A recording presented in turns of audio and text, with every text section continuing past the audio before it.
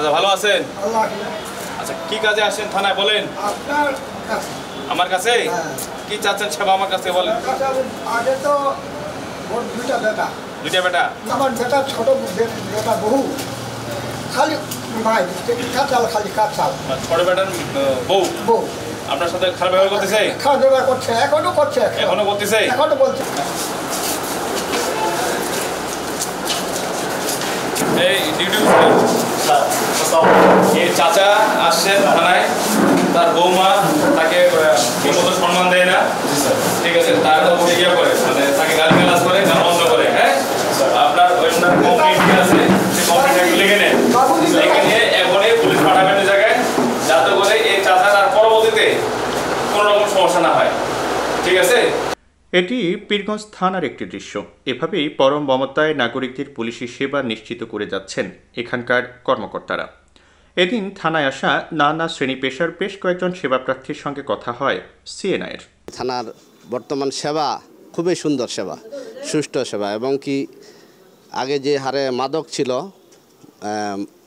যে ধরনের ছেলেপেলে ছিল যারা মানে রাস্তাঘাটে কোনো সমস্যা করতো, তো ওগুলা খুবই নিয়ন্ত্রণ হয়ে গেছে। পীরগঞ্জ থানার যে পুলিশিং কার্যক্রম আমার কাছে এটি অত্যন্ত ভালো মনে হয়েছে, এই কারণে যে এখানে যে সেবাগ্রহীতারা আসেন তাদের সঙ্গে পুলিশের দায়িত্বপ্রাপ্ত যারা আছেন তাদের সঙ্গে আমরা খারাপ ব্যবহারের কোনো অভিযোগ একজন গণমাধ্যম কর্মী হিসেবে আমি পাইনি।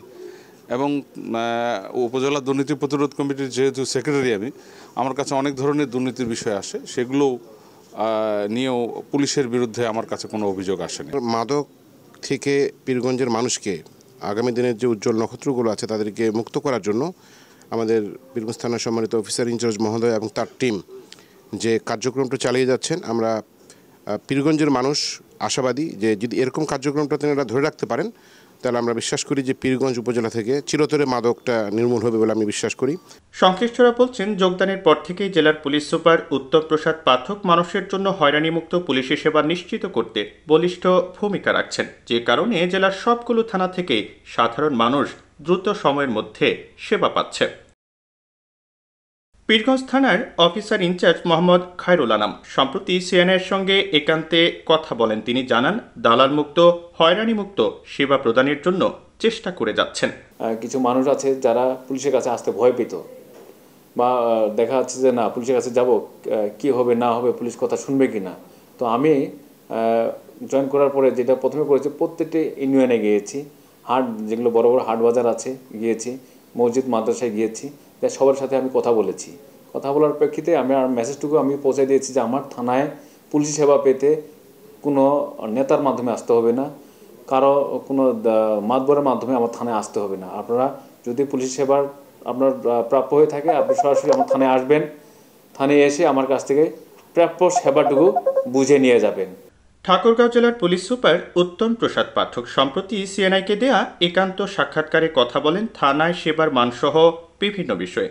বলেন, হয়রানিমুক্ত এবং দ্রুত সেবা প্রদানের মাধ্যমে থানাকে মানুষের ভরসার আশ্রয়স্থল হিসেবে গড়ে তোলার চেষ্টা চলছে।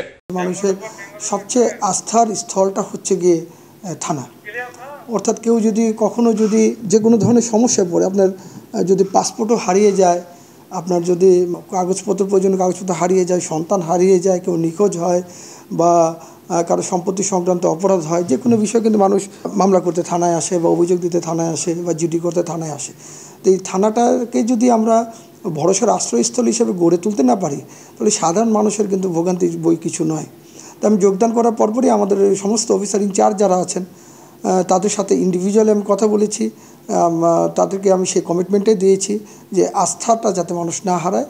আসার সাথে সাথে মানুষ এখন জিডি করতে পারছে, সাথে সাথে আপনার আইনগতভাবে যেটা সঠিক আমরা সেই পদক্ষেপ নিতে পারছি। সংশ্লিষ্টরা বলছেন, পীরগঞ্জ থানার মতো ঠাকুরগাঁও জেলার অন্যান্য থানাও সেবা প্রদানের ক্ষেত্রে সাধারণ মানুষের বেশ প্রশংসা কুড়িয়েছে।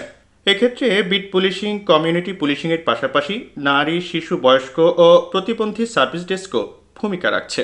নারীরাও এখন নির্দ্বিধায় এবং নিঃসংকোচে থানায় গিয়ে সেবা গ্রহণ করছেন।